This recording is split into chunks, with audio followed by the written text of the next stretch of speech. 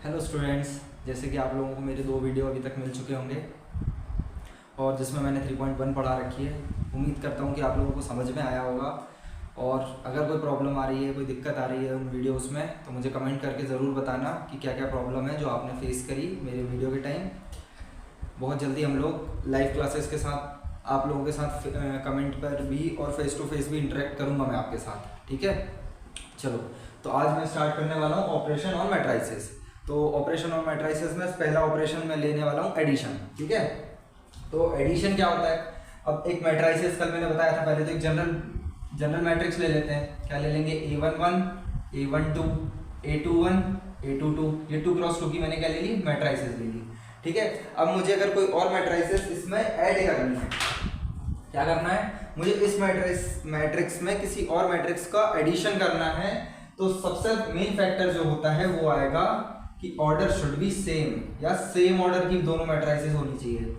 अगर 2 क्रॉस 2 की मैट्रिक्स यहाँ पर है, इस मैट्रिक्स को मैं A मान लेता हूँ, तो मैं एक और B मैट्रिक्स ले लेता हूँ, B11, B12, B21, B22, ठीक है। अगर ये, तो ये इसका ऑर्डर क्या है? इसका ऑर्डर भी 2 क्रॉस 2 का है। तो A और B का एडिशन उसी केस में पॉसिबल हो सकता है जब ये क्या हो? सेम ऑर्डर की हो। अब सेम ऑर्डर का होने का मतलब ये नहीं होता कि 2 into 3 और 3 into 2 सेम ऑर्डर है, ये बिल्कुल भी नहीं होता, ठीक है। अगर 2 into 3 है तो आपको यहाँ पर भी 2 into 3 ही रखना पड़ेगा, ठीक है। तो सेम ऑर्डर का मतलब ये होता है क्योंकि आपको नंबर ऑफ रोज और कॉलम्स सेम रखनी है, ठीक है।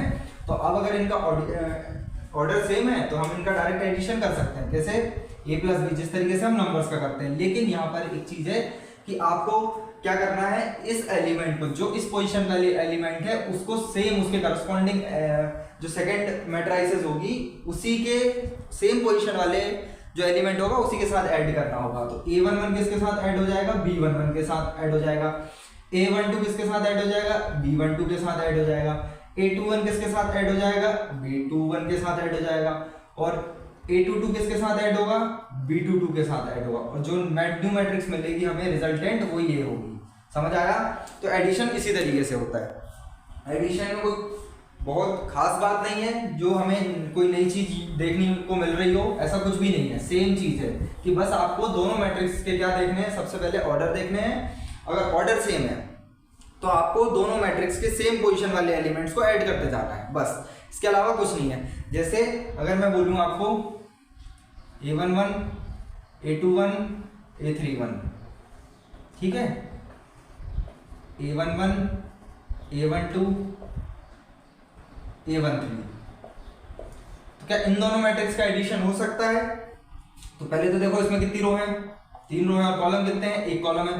तो इसका ऑर्डर कितना हो गया? 3 क्रॉस 1। और इसका ऑर्डर क्या हो गया? 1 क्रॉस 3। क्यों? क्योंकि इसके पास कितने? 3 कॉलम है और 1 ही रो है। ध्यान से देखो, क्या इनके ऑर्डर सेम है? नहीं, इनके ऑर्डर सेम नहीं है। जैसे मैं इसे A मान लेता हूं और इसको मैं B मान लेता हूं, क्या A और B के ऑर्डर ऑफ A और B सेम है? Order of A is not equal to order of B। तो जब ऑर्डर ही सेम नहीं है तो एडिशन नहीं है, नहीं पॉसिबल हो सकता, ठीक है। एडिशन पॉसिबल नहीं है। तो ये तो सिंपल सी चीज थी, इसमें ज्यादा कुछ खास बात तो थी नहीं। बस आपको इतना ध्यान रखना है कि अगर दोनों मैट्रिक्स का एडिशन करना है तो आपको क्या करना पड़ेगा? उन दोनों के ऑर्डर सेम होने चाहिए। इसी तरीके से सब्सट्रैक्शन भी सेम चीज है। अगर 2 मैट्रिक्स का सब्ट्रैक्शन करना है तो उन दोनों मैट्रिक्स का ऑर्डर सेम होना चाहिए। और अगर इस वाली मैट्रिक्स का जो एलिमेंट होगा, जो उस पोजीशन पर होगा, सेम पोजीशन वाले एलिमेंट के साथ ही आप उसको प्लस कर सकते हो या उसे माइनस कर सकते हो, ठीक है। तो एक एग्जांपल उठा लेते हैं, अब एक एग्जांपल देख लेते हैं, ठीक है। तो मैं आपके एनसीईआरटी का एग्जांपल ले लेता हूं वैसे तो, ठीक है। क्या है? Example number 6। क्योंकि ये कोई बहुत बड़ा टॉपिक नहीं है कि मैं उसे आपको एक्स्ट्रा टाइम लेकर समझाऊं, ठीक है। छोटे छोटे टॉपिक्स हैं, जल्दी जल्दी समझ में आ जाएगा। √3 1 - 1 2 3 0 2 3 0, ये हो गया A। और B क्या हो गया? B दे रखा 2√5 1 - 2 3 1/2, ठीक है। तो ये A और B दे रखे हैं। अब आपसे क्या पूछ रखा है? इन्होंने पूछ रखा है फाइंड A प्लस B। आपको निकालना है A प्लस B। अब मैंने अभी आपको बताया, सबसे पहले क्या देखो, इनके ऑर्डर देखो, तो ऑर्डर सेम होने चाहिए। तो इसका ऑर्डर क्या हो गया? 2 क्रॉस 3 का। इसका ऑर्डर क्या हो गया? 2 क्रॉस 3 का, ठीक है। 2 रो है और 3 कॉलम है, तो 2 क्रॉस 3 का ऑर्डर इसका भी हो गया, 2 क्रॉस 3 का ऑर्डर इसका भी हो गया। चलो इन दोनों को ऐड कर देते हैं। ऐड कैसे करेंगे? जो सेम पोजीशन पर एलिमेंट है, ये इसका ये किस पोजीशन का एलिमेंट है, ये A11 है, तो यहाँ पर कौन है, B11 ये रहा। तो बस हमें डायरेक्ट करना है, करो a plus B equals to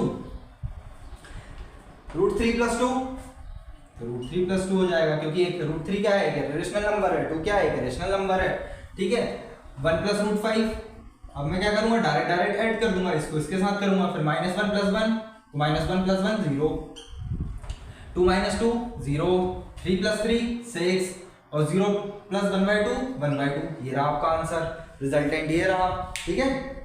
तो जैसे कि आप लोग देख सकते हो राइट आंसर है ये, ठीक है। तो समझ आया, एडिशन भी इसी तरीके से। अब अगर आपको मैं बोलूं कि चलो इसी में आपको मैं सब्ट्रैक्शन भी सिखा देता हूं, कैसे, अगर मैं आपको बोलूं a - b निकालो, क्या निकालो, a - b, तो सबसे पहले तो क्या निकालेंगे हम कि ऑर्डर सेम है कि नहीं, तो ऑर्डर तो सेम है, ठीक है। तो बस करस्पॉन्डिंग एलिमेंट्स उन्हीं के साथ माइनस कर दो, जैसे √3 किससे माइनस होगा, 2 से, तो √3 - 2, 1 - √5 -1 -1, तो ये हो जाएगा -2, 2 माइनस प्लस, तो 4 हो जाएगा, ये ध्यान रखना, बहुत सारे बच्चे यही करते हैं, 2 - 2 0 खत्म, नहीं ये नहीं होता है, एक्चुअली में क्या है, 2 बीच में माइनस और एक एक्चुअली इसका माइनस है, तो ये कितना हो जाएगा, 4 हो जाएगा, ध्यान रखना, ऐसी गलतियां बहुत अक्सर होती हैं पेपर में, ठीक है। 3 - 3 0, और 0 - 1/2 -1/2, ये हो गया आंसर। तो a + b भी आ गया आपको, a - b भी आ गया, तो आपने एडिशन भी सीख लिया दो मैट्रिक्स का, इसी तरीके से आपने सब्ट्रैक्शन भी सीख लिया। अब आप किसी भी ऑर्डर की मैट्रिक्स को सेम इसी तरह से ऐड और सब्ट्रैक्ट कर सकते हो,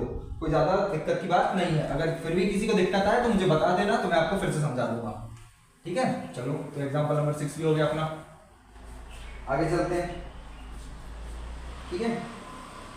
आगे आता है आपका टॉपिक जो है वो है multiplication of a matrix bye a scalar. Scalar तो आपको पता है एक नंबर है, एक मैट्रिक्स में क्या करना है, मल्टीप्लिकेशन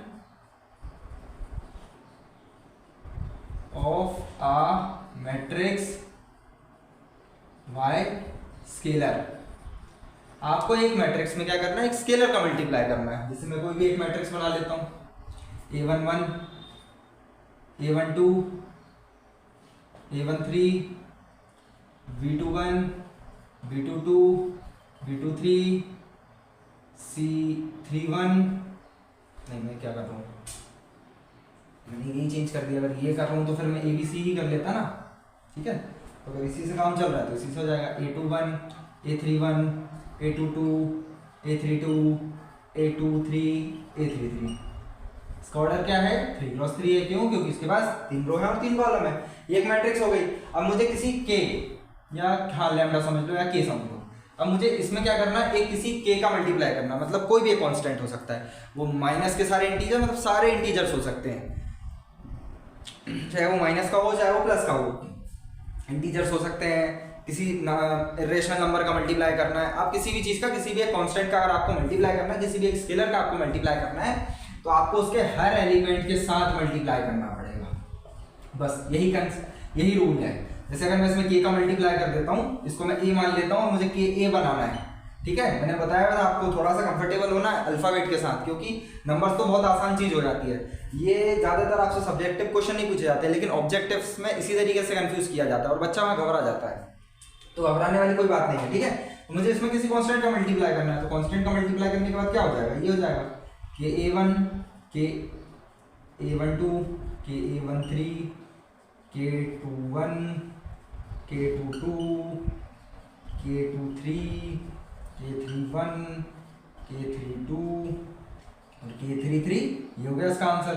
ऑर्डर में भी कोई फर्क नहीं पड़ेगा, ठीक है। तो ऐसे इसी तरीके से एक एग्जांपल ले लो, एक 2 × 2 की मैट्रिक्स, जैसे मैं 2 3 1 0, ये a है, अब मुझे इसमें 2a बनाना है, तो 2a कैसे बनेगी, 2 का मल्टीप्लाई कर दो, तो 2 × 2 2 × 3 2 × 1 और 2 × 0, तो आंसर आ गया आपका डायरेक्ट 4 6 2 और 0, ये हो गया आपका 2a। तो समझ में आ गया होगा कि अगर किसी स्केलर का आपको मल्टीप्लाई करना है तो आपको उसके हर एक एलिमेंट के साथ मल्टीप्लाई करना पड़ेगा, ठीक है। अभी आप धीरे धीरे करके डिटरमिनेंट चैप्टर भी पढ़ोगे इसी के बाद, तो थोड़ा सा कंफ्यूजन क्रिएट होगा वहां पर, तब मैं आपको थोड़ा ध्यान से समझना और ध्यान से बताऊंगा कि वहां पर एक स्केलर का मल्टीप्लाई थोड़ा किस तरह से होता है, ठीक है। तो यहाँ पर तो क्या है कि अगर आपको किसी स्केलर का मल्टीप्लाई किसी भी मैट्रिक्स में करना है तो आपको उसके हर एक एलिमेंट के साथ मल्टीप्लाई कर देना है, ठीक है। जैसे मैं एक और एग्जांपल ले लेता हूँ, 2 3 1, ठीक है, ये हो गया ए, तो मुझे इसको 3a बनाना है, तो मैं क्या करूंगा, इसमें 3 का मल्टीप्लाई कर दूंगा सबको, 3 2 जा 6, 3 3 जा 9 और 3 1 जा 3, ये बन गया। ठीक है, तो समझ आ गया होगा कि कोई ज़्यादा टफ चीज़ तो नहीं है। ठीक है, बहुत आसान चैप्टर है, बहुत अच्छे से मार्क्स खींचे जा सकते हैं पेपर में। ठीक है, तो ध्यान रखना, यहाँ से बिल्कुल भी गलती नहीं करना है। यहाँ एक ही गलती हो सकती है, वो है कैलकुलेशन की, इसके अलावा कोई भी गलती नहीं होती। और अगर आपको मेरे वीडियोस में कोई दिक्कत आ रही हो, कोई भी प्रॉब्लम फेस करनी पड़ रही है, तो मुझे कमेंट में ज़रूर बता देना। ठीक है, बाकी फिर हम लोग धीरे धीरे लाइव क्लासेस के लिए आगे बढ़ रहे हैं। कल मुझे बहुत 2-3 बच्चों के रिस्पॉन्स मिले हैं। ठीक है, चलो ये भी हो गया, सब्ट्रैक्शन भी मैंने आपको सिखा दिया। चलो अब जैसे एग्जांपल नंबर 7 है, एग्जांपल नंबर 7 उठा लेते हैं। क्या कहता है एग्जांपल नंबर 7? 1 2 3 3 2 1 3 2 1 है, नहीं 2 3 1 है, 2 3 1। ये ए दे रखा है और बी दे रखा है आपको 3 -1 3 -1 0 और 2। ठीक है, ए दे रखा और बी दे रखा है, आपसे बोल रखा है कि फाइंड 2a - b। ठीक है, ये पूछ रखा है। तो अब यहाँ पर दोनों चीजें देखो, सब्ट्रैक्शन भी हो गया और एक स्केलर का मल्टीप्लिकेशन भी हो गया एक मैट्रिसेस के साथ, तो दोनों ऑपरेशन करा लिए। चलो तो पहले क्या करूंगा मैं, 2 का मल्टीप्लाई करूंगा। अब 2 का मल्टीप्लाई कैसा होगा, सिर्फ फर्स्ट रो में कर दूं? नहीं, पूरी जो मैट्रिक्स है उसके हर एक एलिमेंट के साथ मल्टीप्लाई करना पड़ेगा। तो मुझे पहले 2a बनाना है, तो 2a बना लो, 2 4 6 4 6 2, तो ये बन गया मेरा 2a। b तो दे रखा है, माइनस कर दो, ये 2a बन गया तो इसमें से माइनस कर दो। चलो तो अब मैं 2a - b निकाल लेता हूँ डायरेक्ट, इसमें मैं b का माइनस कर देता हूँ, 3 -1 3 -1 0 2। तो मैं माइनस करूँगा, माइनस करते समय थोड़ा सा एक ध्यान रखना है साइन का, बाकी तो कोई दिक्कत नहीं है। 2 - 3 -1 4 -1, ये बस यहाँ गलती मत कर दिया करो, ये 2 माइनस है, ध्यान रखो। यहाँ पर मैंने अक्सर बच्चों को गलती करते देखा है। जो स्ट्रॉन्ग बच्चे होते हैं वो तो कहीं ना कहीं कर लेते हैं, लेकिन जो थोड़े से वीक बच्चे होते हैं वो नहीं समझ पाते कि ये क्या हुआ। तो मैं एक बार यहाँ पर लिख देता हूँ 4, जैसे ये एलिमेंट है, इसको मैं इसके साथ माइनस कर रहा हूँ, तो 4 -1। तो ध्यान से देखो, ये माइनस माइनस क्या हो जाएगा, ये प्लस हो जाएगा, तो 4 -1 कितना हो जाएगा, 5 हो जाएगा। क्यों? क्योंकि 4 + 1 5 हो गया। ठीक है, तो बस ये गलती मत करना, बाकी तो कोई दिक्कत नहीं, क्योंकि जल्दी जल्दी में क्या होता है, इतनी सारी कैलकुलेशन करनी है ना, इसमें किसी की गलती नहीं होती। क्या होता है, मैं पेपर में आपको पूरे कॉन्सेप्ट सिखा दूँ और लास्ट में आप 2 × 1 को गलती से पेन चल जाए आपका, 2 × 1 को 2 ना लिखकर आप 3 लिख दो, तो फिर तो 4 नंबर गए। इसलिए बस आपको वहीं थोड़ा सा ध्यान रखना है। ठीक है, तो ये कितना हो जाएगा, ये 5 हो जाएगा, 6 - 3 3 हो जाएगा, 4 - -1 5 हो जाएगा, 6 - 0 6 हो जाएगा और 2 - 2 0 हो गया। ये आ गया इसका आंसर। ठीक है, -1 5 3 5 6 0, ये रहा इसका आंसर। तो ये समझ में आ गया होगा मल्टीप्लिकेशन कैसे करते हैं एक स्केलर का, एडिशन कैसे करते हैं 2 मैट्रिक्स का, और इसके अलावा सब्ट्रैक्शन कैसे करते हैं 2 मैट्रिक्स का। ठीक है, चलो अब कुछ प्रॉपर्टीज हैं मैट्रिक्स की एडिशन की, एडिशन की बोल रहा हूँ। ठीक है, थोड़ा सा ध्यान देना, सब्ट्रैक्शन की नहीं, एडिशन की दे रहा हूँ। आपने बचपन से देखा होगा कम्यूटेटिव लॉ, बचपन से देखा होगा, बस सुना तो कभी नहीं होगा। ठीक है, 10th क्लास में सुन लिया होगा, 11th में सुन लिया होगा कुछ बच्चों ने, कुछ बच्चे अभी सुन रहे होंगे जाके कि ऐसा भी कुछ होता है कम्यूटेटिव। ठीक है, और कुछ बच्चों ने हो सकता है नर्सरी में से सुन लिया हो। ठीक है, तो कम्यूटेटिव का मतलब क्या होता है, जैसे एडिशन में आप लोग देखते हो, मैं अगर बोलूँ आपको 2 + 3 करो तो आंसर कितना आता है, 5 आता है। अब मैं आपको बोलूँ कि यार नहीं 2 + 3 मत करो, इस बार 3 + 2 करो, तो ये भी तो 5 आ रहा है। तो ध्यान से देखो, अगर मैं a + b करूँ या b + a करूँ, ये दोनों मुझे सेम रिजल्ट दे रहे हैं। क्या दे रहे हैं मुझे, जैसे समझो r दे रहे हैं, r। तो इस तरीके से समझा जाए तो a + b किसके इक्वल हो गया, b + a के।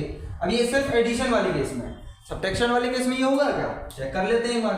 2 - 3 कितना होता है, -1, और 3 - 2 कितना होता है, 1। तो ये तो सेम नहीं आ रहा, मतलब यहाँ ये केस फेल हो गया और यहाँ पर ये केस पास हो गया। तो मैं एडिशन की बात कर रहा हूँ। कम्यूटेटिव मतलब होता है कि अगर मैं 2 में 3 को जोड़ूं या 3 में 2 को जोड़ूं तो आंसर सेम आना चाहिए। या कम्यूटेटिव का मतलब होता है अगर एडिशन भी हटा दो, सब्ट्रैक्शन में देखो तो सब्ट्रैक्शन में तो ये चीज़ फॉलो नहीं कर रही है। समझ आएगा? जैसे अभी आप एक चैप्टर पढ़ोगे रिलेशन फंक्शन, फर्स्ट चैप्टर जो है आपका, उसमें सिमेट्रिक वाला केस है कि अगर मैं आपका दोस्त हूँ तो आप भी तो मेरे दोस्त हो, ऐसा थोड़ी कि आप मेरे दुश्मन हो। तो जैसे मैं आपका दोस्त हूँ उसी तरीके से आप भी मेरे दोस्त हो, वहाँ वो सिमेट्रिक वाला केस हो जाता है। यहाँ कम्यूटेटिव में रिजल्ट सेम होना चाहिए।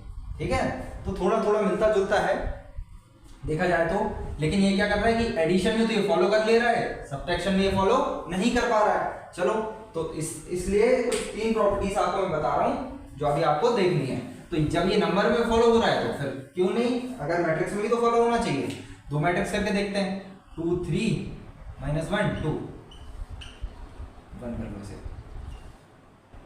3 4 5 4 2, ठीक है। ये एक ए मैट्रिक्स है और ये एक बी मैट्रिक्स है। अब मैं ए प्लस बी करता हूँ, पहले ए प्लस बी करूँ तो मैं इसको इसमें करता हूँ पहले, तो 2 3 5 और 2 + 3 5, 3 + 5 8, 1 + 4 5 और 2 + 2 4। तो देखो ध्यान से मुझे क्या मिला, ए प्लस बी मिला। अब मैं एक काम करता हूँ, बी प्लस ए करता हूँ। ये चीज़ बहुत आसान चीज़ है, लेकिन मैं आपको एक बार बता रहा हूँ, ठीक है। कुछ बच्चों को हो सकती है दिक्कत, बाकी सब लोगों को दिक्कत नहीं होगी, तो ये सब तो सबको पता है।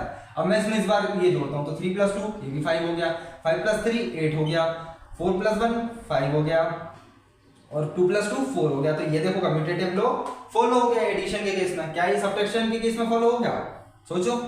चलो सब्ट्रैक्शन के केस में निकाल लेते हैं, यहाँ पर a - b और चेक कर लेते हैं एक बार, और एक बार b - a चेक कर लेते हैं। अब a - b करता हूँ मैं, 2 - 3 -1, 3 - 5 -2, 1 - 4 -3, 2 - 2 0। a - b तो निकाल लिया, b - a निकालो, 3 - 2 1, लो यही गलत हो गया, फिर तो क्या ये सेम ही नहीं है, आगे करने की जरूरत ही नहीं है। 5 - 3 2, 4 - 1 3 और 2 - 2 0। देखो ध्यान से, अलग आ गया।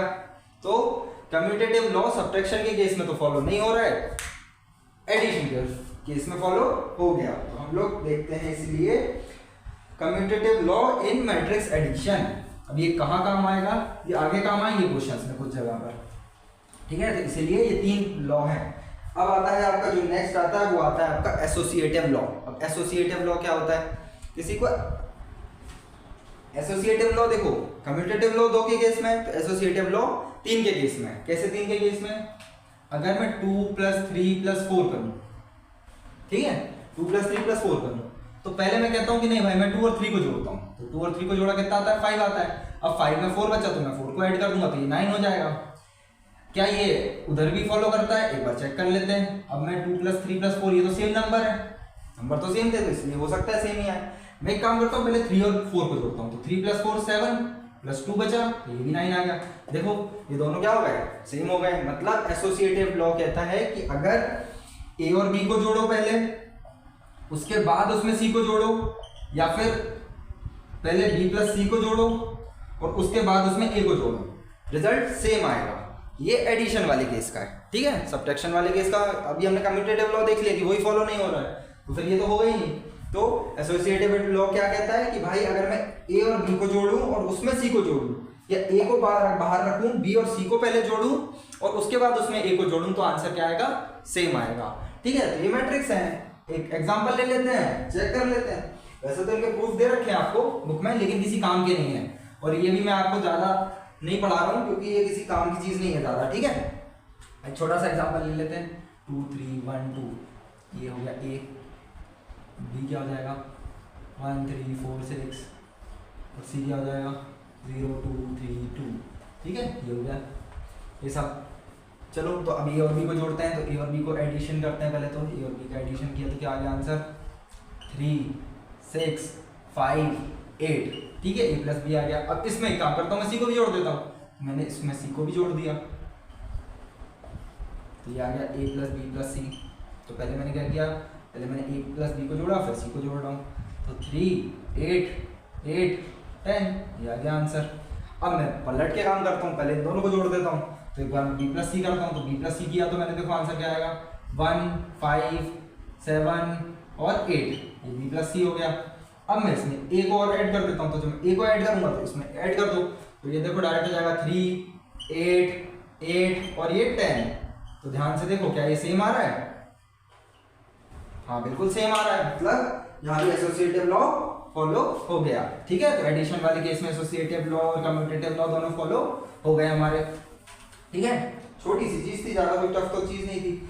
अब लिख रखा है भाई एग्जिस्टेंस ऑफ एडिटिव आइडेंटिटी और एग्जिस्टेंस ऑफ एडिटिव इनवर्स। पहली चीज समझना, एडिटिव आइडेंटिटी और एडिटिव इनवर्स का मतलब क्या होता है, ठीक है। तो हमें दे रखा है भाई बहुत गहरे गहरे शब्दों में कि एग्जिस्टेंस ऑफ एडिटिव आइडेंटिटी क्या होती है, एग्जिस्टेंस ऑफ एडिटिव इनवर्स क्या होता है। तो एडिटिव आइडेंटिटी, आइडेंटिटी वो चीज़ है एडिटिव आइडेंटिटी, मतलब अगर मैं ऑपरेशन ले रहा हूँ एडिशन का, उसमें किसी भी ऐसे एलिमेंट को जोड़ रहा हूँ जिससे उसकी एग्जिस्टेंस पर कोई भी फर्क नहीं पड़ रहा है। क्या बोल रहा हूँ, अगर मैं 2 में 0 को जोड़ दूँ, अभी मैं नंबर वाले केस में बता रहा हूँ, तो क्या फर्क पड़ेगा, नहीं फर्क पड़ेगा। मैं 3 में 0 को जोड़ दूँ, कोई फर्क पड़ेगा, नहीं फर्क पड़ेगा। मतलब अगर मैं किसी भी, क्या बोल रहा हूँ, अगर मैं किसी भी एक नंबर में, पहले नंबर में बता रहा हूँ, नंबर में अगर किसी ऐसे एलिमेंट को जोड़ रहा हूँ जिससे उसकी एग्जिस्टेंस पर कोई भी फर्क नहीं पड़ता, एडिशन कर रहा हूँ, तो वो हो जाएगा उसका एडिटिव इनवर्स। इसी तरीके से मैट्रिक्स वाले केस में भी फॉलो करता है। ठीक है, मैट्रिक्स वाले केस में क्या फॉलो करेगा, हमारा नल मैट्रिक्स बताया था मैंने तुम लोगों को। ठीक है, जैसे 2 3 1 4, इसमें मैं किसको ऐड करूँ, एक नल मैट्रिक्स को।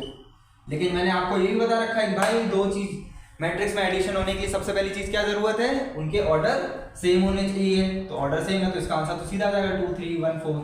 तो ये इसका क्या हो गया, एडिटिव इनवर्स, एडिटिव आइडेंटिटी हो गई। ठीक है, अब एडिटिव आइडेंटिटी है, कोई दिक्कत नहीं। अब आता है एडिटिव इनवर्स।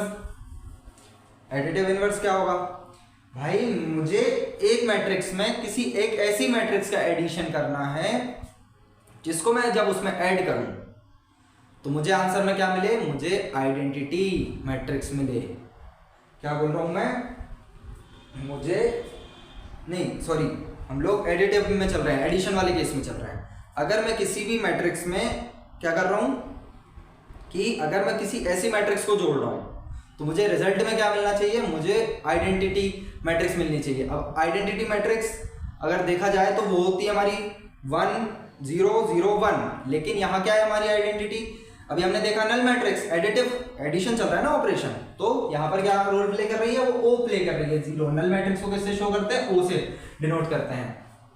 ठीक है, तो मैं एक मैट्रिक्स ले लेता हूँ, कौन सी ले लेता हूँ, 2 3 1 4, ये हमारी क्या हो गई, मैट्रिक्स हो गई। ठीक है, अब मुझे क्या निकालना है, इसका इनवर्स निकालना है। तो भाई इनवर्स कैसे निकालेंगे, तो एक्चुअली में देखो, अगर मैं इसको पहले सिंबल्स में करता हूँ, मैं इसमें -a जोड़ दूंगा तो मुझे क्या मिल जाएगा, 0 मिल जाएगा। ठीक है, और ये क्या हमारी एडिटिव आइडेंटिटी है। ठीक है, तो मुझे यही चाहिए, तो क्या करेंगे हम, सिर्फ इसी का क्या करेंगे, माइनस एडिशन कर देंगे। तो मैं इसमें क्या ऐड करूंगा, -2 -3 -1 -4, ये क्या है हमारी, एक्चुअली में ये क्या है, -a है, तो अभी -a को जोड़ूंगा तो ये आंसर में क्या देगी, 0 देगी, 0 मतलब o देगी। तो ये 0 0 0 0 आ गया हमारा।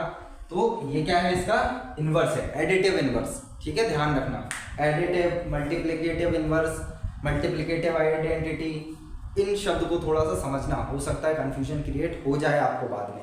ठीक है, वैसे तो नहीं होगी लेकिन हो सकती है कुछ बच्चों को। तो ये एडिटिव आइडेंटिटी हो गई हमारी नल मैट्रिक्स, और एडिटिव इनवर्स क्या हो गया, उसी का नेगेटिव। चलो आगे चलते हैं, तो इन सब पे इतना ध्यान तो देना नहीं था आपको।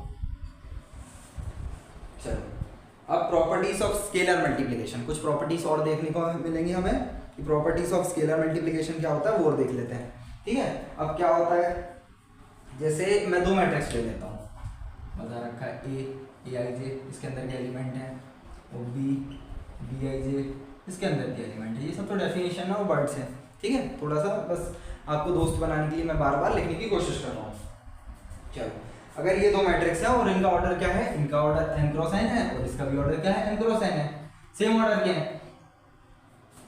ठीक है, और अब मैं 2 स्केलर ले लेता हूँ। अब 2 स्केलर कौन से ले लेता हूँ, मैं अल्फा और बीटा ले लेता हूँ। ठीक है, आपकी बुक में k और l दे रखे हैं, मैं अल्फा बीटा ले रहा हूँ। ठीक है, या तो चलो k और l से काम कर लेते हैं, कंफ्यूजन क्यों क्रिएट करें। ठीक है, ये क्या है, ये स्केलर है। ठीक है, कोई भी नंबर हो सकते हैं। अब मैं क्या करूंगा, पहले a और b का एडिशन करूंगा। ठीक है, और उसमें क्या करूंगा, k का मल्टीप्लिकेशन करूंगा। पहले क्या होगा, ब्रैकेट खोलेगा, बोर्ड मास के रूल के हिसाब से, बोर्ड मास क्या होता है पता होगा आप सब लोगों को। ठीक है, और नहीं पता होगा तो कमेंट में जरूर लिखना मुझे ढूंढ कर, क्योंकि ये बहुत बच्चों वाली चीज़ है। मैं अभी भी बता दूंगा आपको, लेकिन मैं चाहता हूँ कि आप लोगों को, अगर कुछ बच्चों को ही नहीं पता होगा, मुझे लगता है 10 में से सिर्फ 2 बच्चे ऐसे होंगे जिन्हें बोर्ड मास नहीं पता होगा। बाकी कोशिश या उम्मीद है कि 8 बच्चों को बोर्ड मास के बारे में पता होगा। ठीक है, तो पहले क्या होगा, 2 मैट्रिक्स का एडिशन होगा। अब जब एडिशन होगा तो ए बी हो गया, उसका रिजल्ट मान लेता हूँ मैं क्या, सी मान लेता हूँ। ए और बी का एडिशन में सी मान लेता हूँ, तो इसमें जो के का मल्टीप्लाई करूंगा वो सेम चीज़ होगी।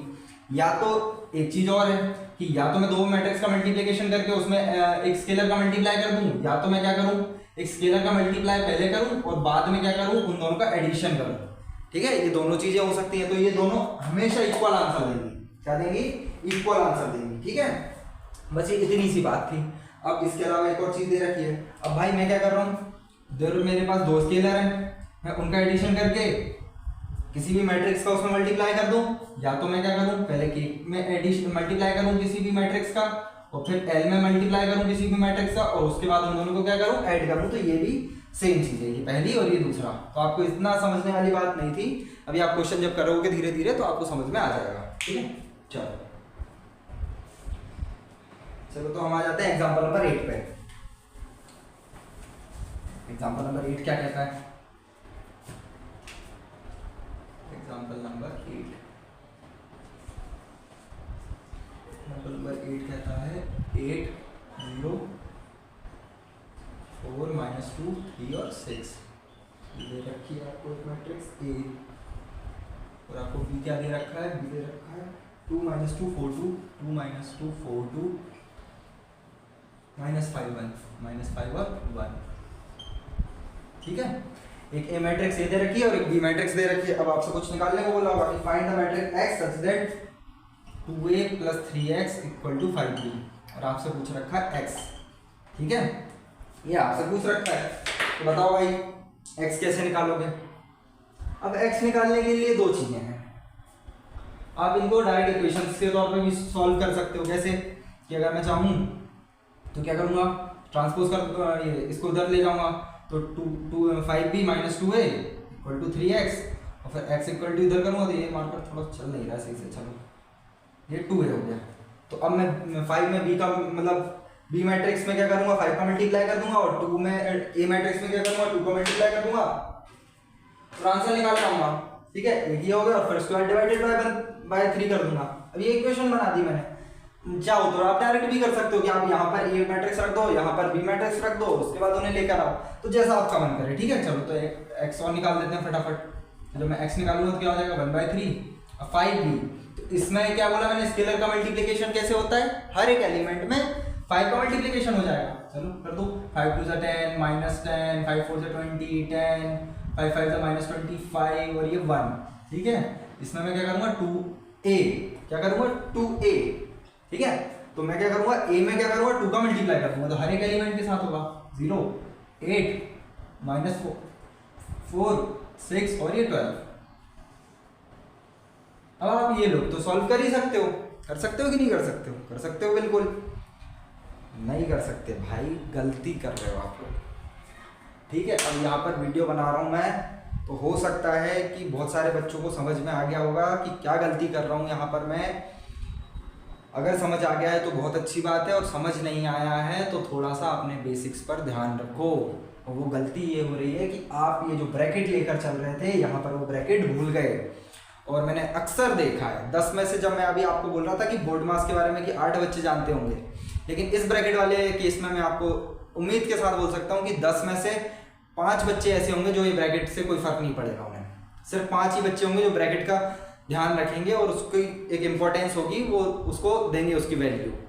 तो ध्यान रखो, यहाँ जो मैं गलती करी वो यही करी मैंने कि जो ब्रैकेट था उसको हटा दिया। अब ये ब्रैकेट देखो ध्यान से, अगर मैं इस ब्रैकेट को नहीं हटाता, अगर हटा देता तो देखो ये 1/3 का इसी से मल्टीप्लाई हो जाता सिर्फ, और इसको फिर माइनस करना पड़ता, वैल्यू चेंज हो जाती। लेकिन अभी तो मुझे इसमें से इसको माइनस करना है और उसके बाद उसका 1/3 करना है। तो इस ब्रैकेट का बहुत रोल है लाइफ में, और क्लास 12 में तो बहुत ज़्यादा है। जिस भी बच्चे की अगर सिली मिस्टेक्स होती होंगी ना, तो वो यही सारी गलतियों में होंगी, प्लस माइनस में गलती होती होंगी या फिर ब्रैकेट्स में गलती होंगी। तो अपने ब्रैकेट्स को थोड़ा ध्यान से संभाल लो, अपने आप को आइसोलेट करो इन चीज़ों से। ठीक है, समझो कि भाई ब्रैकेट का एक रोल है, इसी तरीके से काम नहीं होता है। ठीक है, तो अभी मैं आपको हो सकता है कि ये डाउट पैदा हुआ आपकी, भैया आपका ब्रैकेट कहाँ गया। कुछ बच्चे अभी तक अगर लाइव होते तो कमेंट कर देते। चलो तो अब हम वैल्यू निकाल लेते हैं डायरेक्ट। 10 - 16 -6 -10 -0 -10 20 - 8 12 10 - -4 10 - -4 14 -25 -6 -31 1 -12 -11। आपको कैलकुलेशन मिस्टेक्स पे कैलकुलेशन पे बहुत ध्यान रखना है और बहुत प्रैक्टिस करनी है, बहुत जल्दी आंसर आना चाहिए आपका। अब 1/3 का मल्टीप्लाई कर दो तो आपका आंसर आ गया डायरेक्ट। -2 -10/3 4 14/3 -31/3 और -11/3, ये आ गया आपका आंसर। एक्स की वैल्यू हम लोग निकाल रहा है, ठीक है। तो यही आई आपकी वैल्यू 14/3 -10/3 -2 और 4। एक गलती हो गई हमसे, और वो गलती क्या हुई है, हम लोगों ने एक गलती कर दी है कहीं।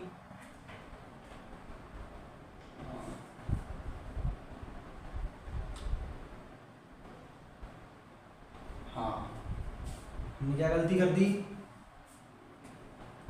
ये मैंने लिख दिया -31 कैसे, नहीं रुको जरा, कुछ तो सही जा रहा है हम लोग।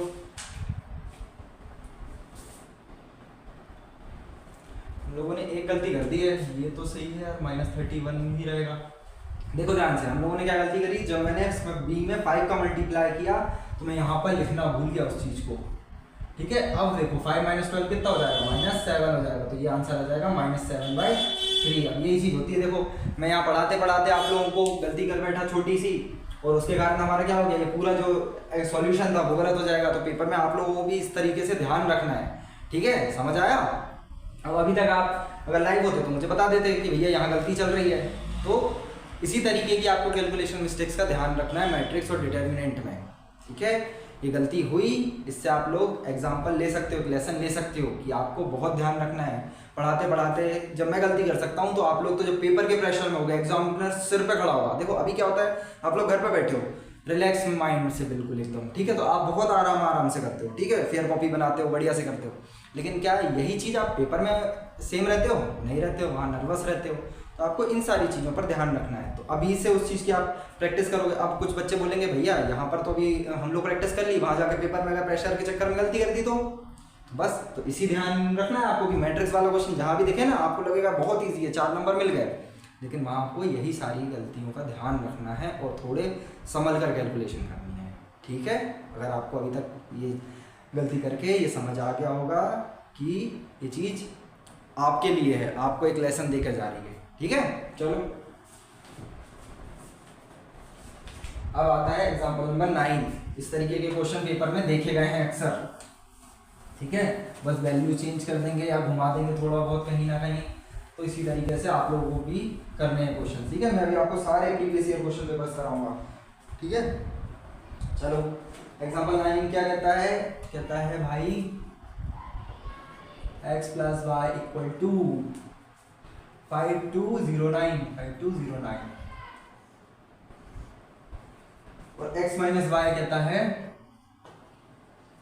360 - 1। अब ये तो इक्वेशंस आ गई यार, आप लोगों ने ये सारी जो इक्वेशंस है 10th क्लास में सॉल्व कर रखी होगी। भैया कहाँ बात कर रहे हो आप 10th और 11th की, अब तो कुछ भी याद नहीं है, अब तो हम 12th में आ गए। 11th में इतनी तरीके से हमने फिजिक्स केमिस्ट्री और मैथ्स पढ़ी कि 10th का ही भूल गए कुछ बच्चे तो, ठीक है। लेकिन नहीं, ये सारी चीज़ तो है। अब जैसे हम लोग पहले करते थे सब्स्टिट्यूशन मेथड, एलिमिनेशन मेथड, आपको उसी तरीके से करना है। यहाँ पर बस नंबर की जो मैट्रिक्स दे रखी है, तो पहले तो आप लिखोगे x + y x - y = matrix लिखो 5209 और एक मैट्रिक्स लिखोगे 360 - 1। सब्स्टिट्यूशन मेथड से करना है तो सब्स्टिट्यूशन मेथड से कर लो, एलिमिनेशन मेथड से करना है तो एलिमिनेशन मेथड से कर लो। लेकिन कोशिश किया करो एलिमिनेशन मेथड से करने की, क्यों? क्योंकि आसान पड़ता है और टाइम बचाती है। एलिमिनेशन मेथड से कर लो, ये कैंसिल हो जाएगा, क्यों? क्योंकि ये प्लस का, ये माइनस का है। अब देखो ये प्लस माइनस माइनस खत्म, ये दोनों प्लस प्लस प्लस, तो ये 2x हो जाएगा, इनका ये एडिशन हो जाएगा, तो एडिशन कर दो। 5 का 3 के साथ 8, 2 का 6 के साथ 8, 0 का 0 के साथ 0, 9 - 1 8, ठीक है। तो x की वैल्यू कितनी आ गई? अब 1/2 से इसको क्या करोगे? डिवाइड करोगे, मतलब 1/2 से इसको मल्टीप्लाई करोगे, 1/2 से मल्टीप्लाई करोगे, 2 से डिवाइड करोगे, इसका आंसर आ गया 4404।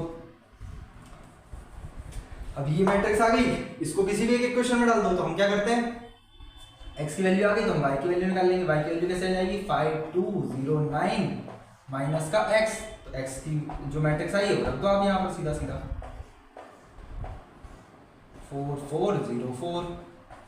5 - 4 1, 2 - 4 -2 0 - 0 0 और 5, ये आ गई आपकी x और y की वैल्यू, ठीक है।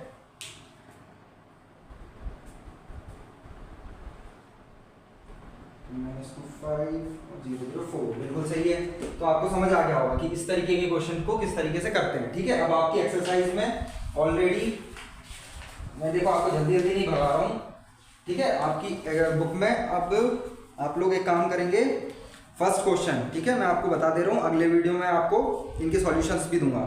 तो आपको क्वेश्चन नंबर 1 का 1 2 और 3 ये तीनों मार्क कर लेना, ये तीनों आपको खुद से करने हैं। क्वेश्चन नंबर 2 आपको करना है, ठीक है, cos² x + sin² x, जो सेकंड क्वेश्चन है उसका फोर्थ वाला क्वेश्चन जो है, यहाँ देखना आप आइडेंटिटी बन रही है सीधी सीधी, तो याद कर लो। ट्रिग्नोमेट्री भी काम आएगी, पूरी मैट्रिक्स में भी काम आएगी, डिटरमिनेंट में भी काम आएगी। और ट्रिग्नोमेट्री एक ऐसी चीज़ है जो हर जगह घुसेगी। ठीक है, कई बार बच्चे बोलेंगे यार ये ट्रिग्नोमेट्री हर जगह आती है, तो अब तो इनवर्स ट्रिग्नोमेट्री भी आ गई। अभी तक तो सिर्फ ट्रिग्नोमेट्री दुश्मन बनी हुई थी, लेकिन अब तो इनवर्स ट्रिग्नोमेट्री भी आ गई। ठीक है, और ये a² + b² + 2ab, तो ये वाली भी आइडेंटिटी बन रही है। तो इसका एक बार करके देखना, अगर नहीं बनेगा तो मैं आपको बताऊंगा। ठीक है, क्वेश्चन नंबर 2 के बाद क्वेश्चन नंबर 4 भी कर देखना, वेरीफाई करना है। क्वेश्चन नंबर 5 भी कर देखना, क्वेश्चन नंबर 6 भी कर देखना। क्वेश्चन नंबर 7 अभी देखो सेम क्वेश्चन करा रखा है 7 के फर्स्ट वाले का, सेम तरह से। ठीक है, और सेकंड वाला भी करना, उसमें एक स्केलर का मल्टीप्लाई करना है। आपका एलिमिनेशन मेथड तो वहाँ भी लगेगी। क्वेश्चन नंबर 8 कर सकते हो आप, क्वेश्चन नंबर 9 कर सकते हो, question number 10, question number 11, question number 12, यहाँ तक तो आप सब कुछ कर सकते हो। ठीक है, तो ये आपका होमवर्क है, अब आपको ये सारे सॉल्व करना है। और फिर जो नहीं बनेगा वो मुझे कमेंट में एक बार बता देना, तो मैं आपको वो क्वेश्चन सिखा दूंगा, या आपको अभी तो वीडियो डाल रहा हूँ तो मैं सारे क्वेश्चन के आंसर आपको बताऊंगा। ठीक है, चलो आगे बढ़ते हैं। अब आते हैं हम लोग क्वेश्चन नंबर 10 की तरफ, एग्जाम्पल नंबर 10 की तरफ। एग्जाम्पल नंबर 10 क्या कहता है देखते हैं, चलो।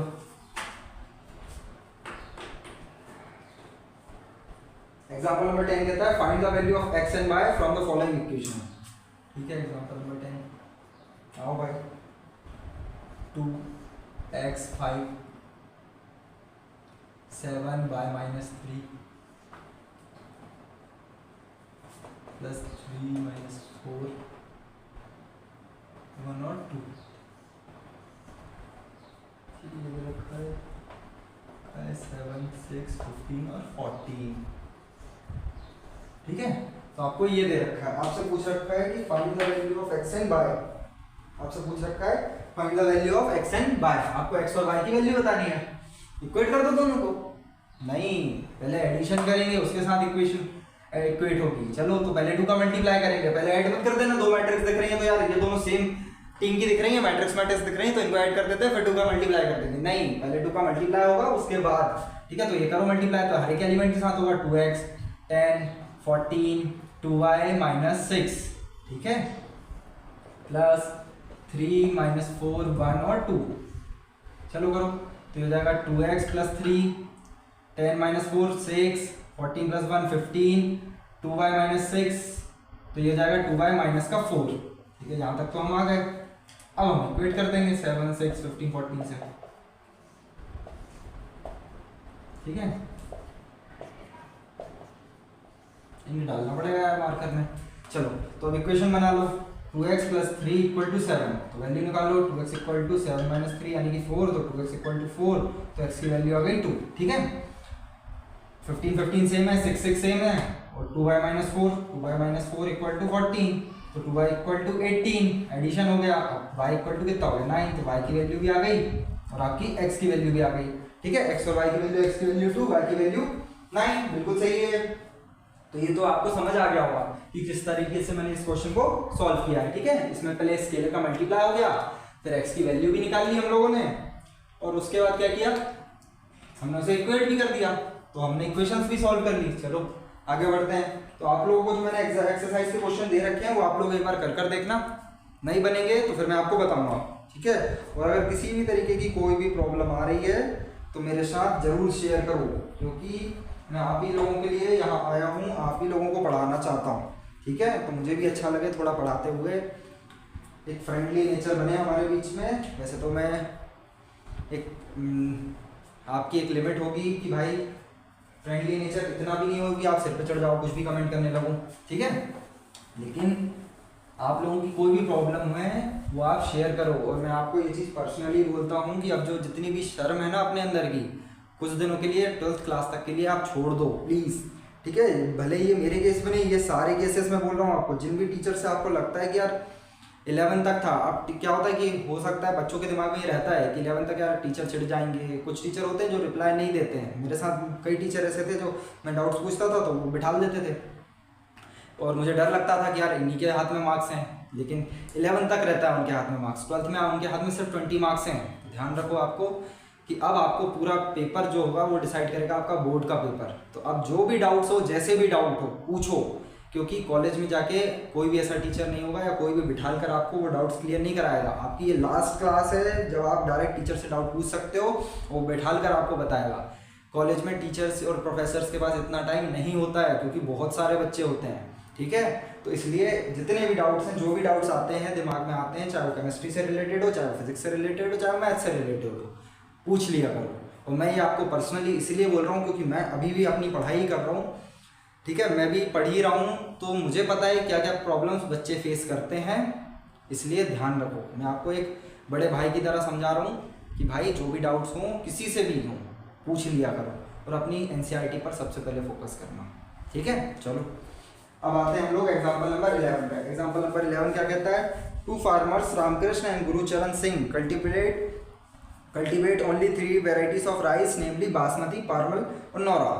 और फिर उनकी जो सेल है, the sale of 3 varieties of rice by both the farmer in month of September and October are given by the following matrix A and B. तो चलो भाई, दो मैट्रिक्स दे रखी हैं, उन्हीं में उनका आंसर है। क्या है? ये दे रखा है आपको 10,000, इसको क्या हो गया, ये कैसे छिल गया, 20,000, 30,000, 50,000, 30,000 और 10,000, ठीक है। मैं पूरा नाम नहीं लिख रहा हूँ, यहाँ रामकृष्ण लिख दे रहा हूँ, यहाँ गुरुचरण सिंह लिख दे रहा हूँ, ठीक है। ये सितंबर की सेल है, सितंबर की सेल है ये। ओके, मैट्रिक्स में आपको अक्टूबर की सेल दे रखी है 5,000, 20,000, 10,000,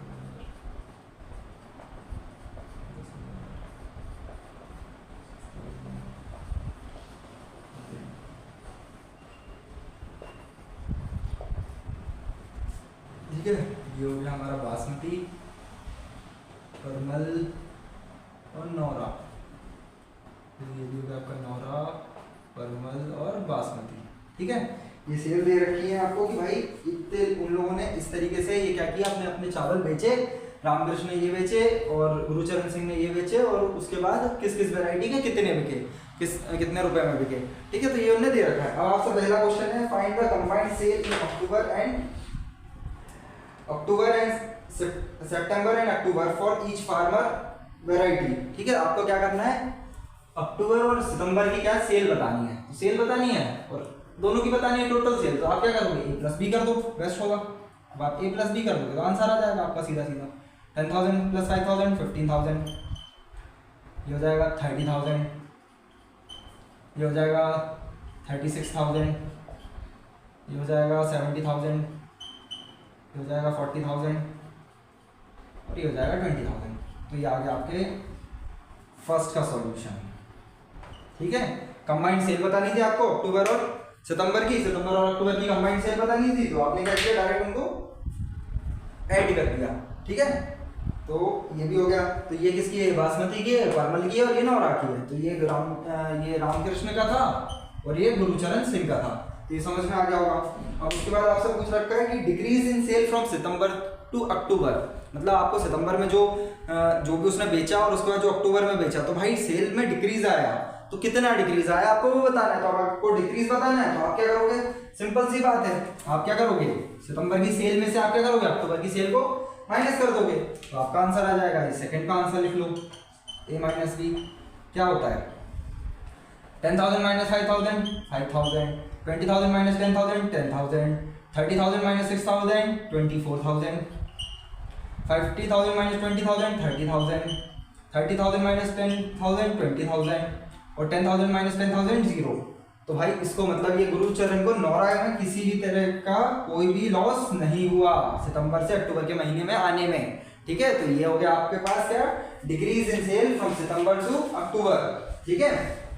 अब आपसे नेक्स्ट क्वेश्चन जो पूछ रखा है वो पूछ रखा है कि both farmer receives 2% profit on gross sale, compute the profit farmer and for each variety sold in October. मतलब आपको क्या करना है कि भाई उसने बताया कि उसने 2% का क्या किया प्रॉफिट, मतलब उसको मिला इस पे ग्रॉस सेल पे, ठीक है। तो आपको वो बताना है कि हमें वो जो प्रॉफिट है एक्चुअली में वो कितना होगा, मनी में कितना होगा, ठीक है। 2% का प्रॉफिट मिला है तो हमें मनी में बताना, ठीक है। चलो देख लेते हैं, कर लेते हैं इसको। तो 2% की बात है, तो आपको बचपन में अगर सिखाया गया हो कि अगर मैं इस परसेंटेज से परसेंटेज का साइन हटा दूं तो डिवाइडेड बाय 2 आ जाता है, बस इसका ये मैटर करेगा इस पूरे क्वेश्चन में, ठीक है। और यही इन तीनों क्वेश्चन में से फर्स्ट और सेकंड तो सबसे बन जाएगा, थर्ड वाला नहीं बनेगा। अब थर्ड वाले को इसको चाहो तो आप 0.002 कर लो, नहीं सॉरी 0.2 कर लो, ठीक है, या तो 2/100 का डायरेक्ट मल्टीप्लाई कर लो। चलो करते हैं, कैसे करेंगे। हमें क्या बोल रखा है कि भाई कौन सा महीना लेना है, हमें अक्टूबर का महीना लेना है। तो अक्टूबर का महीना बोले तो ये वाली मैट्रिक्स लेना है, ठीक है। तो हमें इसमें प्रॉफिट मिला है, तो चलो इसमें चेक करते हैं। तो 2 इंटू क्या करूंगा, 2/100 इंटू बी करूंगा। तो चलो कर दो डायरेक्ट प्रॉफिट निकालने के लिए, डायरेक्ट प्रॉफिट निकालना है हमें। प्रॉफिट कैसे निकालूंगा, 2/100 का डायरेक्ट सब में मल्टीप्लाई कर दो। तो 2 into 100 into 5000, 2 into 100 into 10,000, 2 into 100 into 6,000, 20,000, 2/100,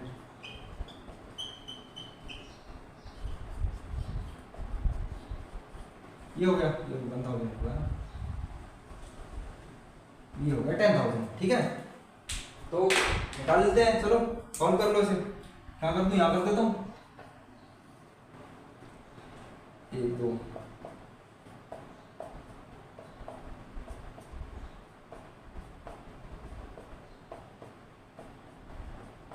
चलो ये कितना हो गया, 100 रुपीज हो गया। ये कितना हो गया, 200 रुपीज हो गया। ये कितना हो गया, 120 रुपीज हो गया। ये कितना हो गया, 400 रुपीज हो गया। ये 200, और ये कितना हो गया, ये भी 200 हो गया। तो ये उसका एक्चुअली में प्रॉफिट निकला, 100 रुपये, 200 रुपये, 120 रुपये उसका। ये किस पे निकला, ये बासमती पे निकला, ये परमल पे निकला, ये किस पे निकला, नौरा पे निकला, ये किसका निकला, ये रामकृष्ण का निकला, और नीचे किसका निकला है, गुरुचरण का निकला, ठीक है। तो ये चीज भी आपको समझ में आ गई होगी कि ये प्रॉफिट निकला है। चलो ये सारे क्वेश्चंस भी हो गए। आप लोग भाई अगर ध्यान रखना, नोट्स प्रॉपर बनाते हुए चलना अपने, ठीक है। हर एक क्वेश्चन का आपको प्रॉपर नोट्स होना चाहिए आपकी कॉपी में। मैं आपको पहले भी बोल रहा हूँ, तो लास्ट तक ही यही चीज बोलूंगा कि आपको अपने नोट्स पर बहुत ध्यान रखना है, ठीक है। चलो तो अब कल सीखेंगे हम मल्टीप्लिकेशन ऑफ मैट्रिक्स, ठीक है। मल्टीप्लिकेशन से ही क्वेश्चन आते हैं, एडिशन से तो 2 नंबर के क्वेश्चन आते हैं, ज़्यादा कोई नहीं आता। लेकिन आज जो मैंने टिक लगवाए आप लोगों को, वो सारे क्वेश्चन एक बार ट्राई करना, नहीं बनेंगे तो कल मैं फिर बताऊंगा आपको, ठीक है। चलो बाय।